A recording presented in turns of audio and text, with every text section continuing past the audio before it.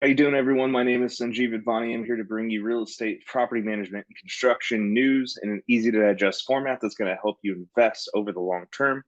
And today we're going to be talking about U.S. commercial real estate and foreclosures. So let's hop right into it. So basically, what we've seen is in January, you saw about a 17% jump in foreclosures, right? And so, for example, in 2024, in January, you saw basically commercial foreclosures were at 635. So that's up 17% from the prior month. So that would be December 2023. And it would be up from 322 to 635. So about a little under 100% from a year ago. So January 2023. So what does that tell us, right? Because we had 141 foreclosures, which was a low in 2020. And the reason why is because obviously we had all that forbearance and we had all of these different programs to help landlords to keep their buildings, right? And so if 141 is our low and we're at 635 now, but we were at 322 a year ago. So if you kind of points, right, you can see that, okay, there's a good trajectory going up. So that can obviously lead to a lot of people kind of a little bit kind of with the market. You've got high interest rates. So, to come in and purchase new properties like that is very difficult. You've got this increase in foreclosures. And so people can be worried about, well, what's going to happen with this market? Not only that, you have this work from home movement. So now with most people saying that if you don't have some kind of hybrid schedule, an antiquated system, which is really funny because 5 years ago that would not have been an antiquated system.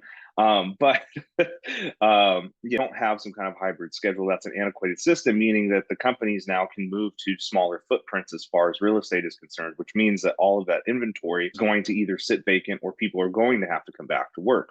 And so you're seeing a lot of corporations going that direction of, okay, well, you do have to come back to work and you have to be in office. However, you are seeing other corporations that are allowing this hybrid model as well. And so you're not getting the kind of that you would have, or excuse me, you are still seeing the vacancies that you would have with the hybrid model from a segment of the market, which is obviously going to offset when no one did, right? So I think that if you're looking at foreclosures, this is a good thing to know, right? The number of foreclosures. However, if you have to then look at an average, you have to look at kind of we in the grand scheme of things. And if you go pre-pandemic, essentially we're back to pre-pandemic levels, right? And so essentially what that means is prior to the pandemic, we have the same amount of foreclosures, similar amount of foreclosures as we do now.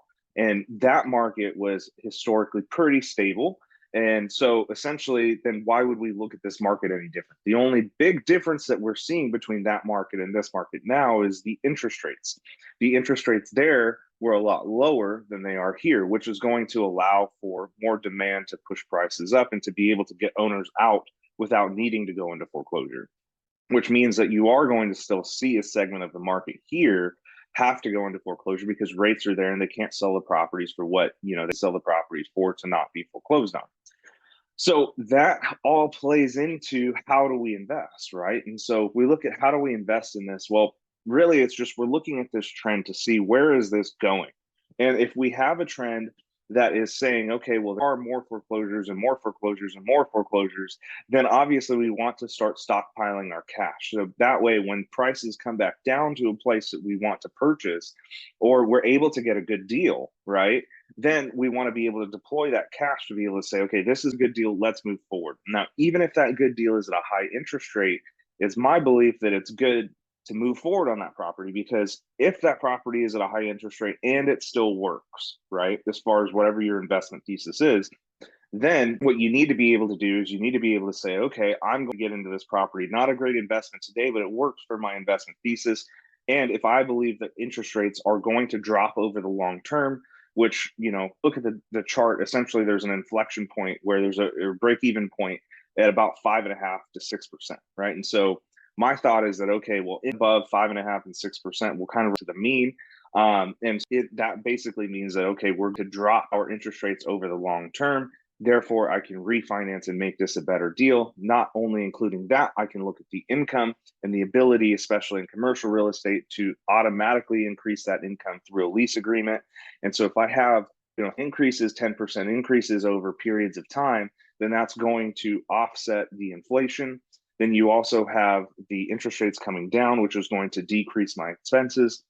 So I have increased income over a period of time. I've decreased expenses over a period of time.